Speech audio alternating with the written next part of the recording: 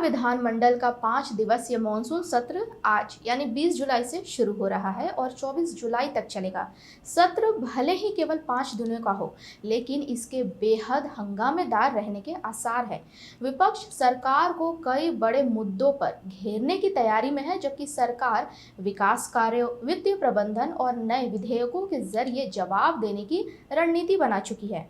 आइए जानते हैं इस मॉनसून सत्र का पूरा एजेंडा और किन मुद्दों पर सबसे ज्यादा टकराव देखने को मिल सकता है। नमस्कार, वॉच न्यूज देख रहे हैं आप, मैं हूं आपके साथ प्रज्ञा। इस बार का मॉनसून सत्र कई मायनों में खास है।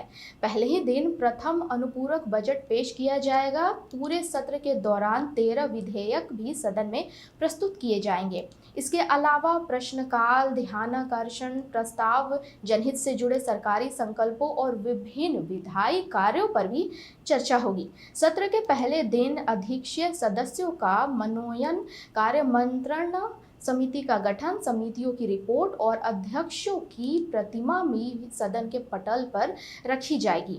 इस सत्र का सबसे बड़ा राजनीतिक पहलू यह है कि मुख्यमंत्री सम्राट चौधरी के नेतृत्व वाली सरकार पहली बार नियमित मॉनसून सत्र में विधायकों के सवालों का जवाब देगी। सम्राट चौधरी ने 15 अप्रैल को मुख्यमंत्री पद की शपथ ली थी। इसके बाद बहुमत सिद्ध करने के लिए विशेष सत्र हुआ था, लेकिन यह पहला नियमित मॉनसून सत्र होगा जिसमें उनकी सरकार पूरी तरह सदन का सामना करेगी।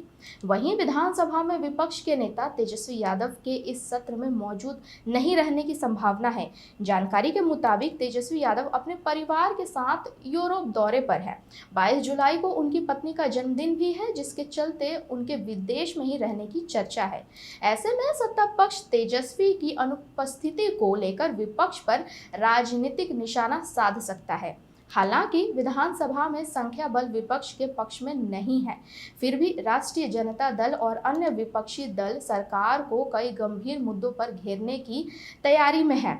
इनमें सबसे प्रमुख मुद्दे हैं ग्रामीण क्षेत्रों में होल्डिंग टैक्स और अन्य करों की वसूली, नए शहरों के विकास के नाम पर खेती की जमीन अधिग्रहण की आशंका, भरत तिवारी इनकाउंटर में पुलिस की भूमिका, महंगाई, भ्रष्टाचार, कथित टेंडर घोटाले, वेतन और पेंशन के भुगतान में देरी, वित्तीय कुप्रबंधन, नेताओं की सुरक्षा व्यवस्था में पक्षपात के आरोप, सरकारी आवासों के आवंटन को लेकर विवाद, आदर्श विद्यालयों के नाम बदलने का मुद्दा और मुख्यमंत्री की पत्नी के सरकारी काफिले एवं निरीक्षण को लेकर सवाल उठ रहे हैं।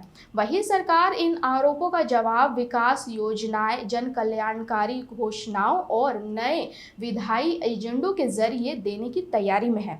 पिछले 3 महीनों में सरकार द्वारा की गई कई विकास योजनाओं और फैसलों को इस सत्र में सदन की मंजूरी के लिए रखा जाएगा। आज सत्र के कार्यक्रम की बात करें तो 20 जुलाई को प्रथम अनुपूरक बजट और शोक प्रस्ताव पेश होगा। 21 और 22 जुलाई को विभिन्न राजकीय विधेयकों और विधायी कार्यों पर चर्चा होगी। 23 जुलाई को अनुपूरक बजट पर चर्चा और मतदान कराया जाएगा, जबकि 24 जुलाई को गैर सरकारी संकल्पों पर चर्चा के साथ मॉनसून सत्र का समापन होगा। तो कुल मिलाकर भले ही मॉनसून सत्र केवल 5 दिनों का है, लेकिन सरकार और विपक्ष के बीच तीखी राजनीति बहस देखने को मिल सकती है।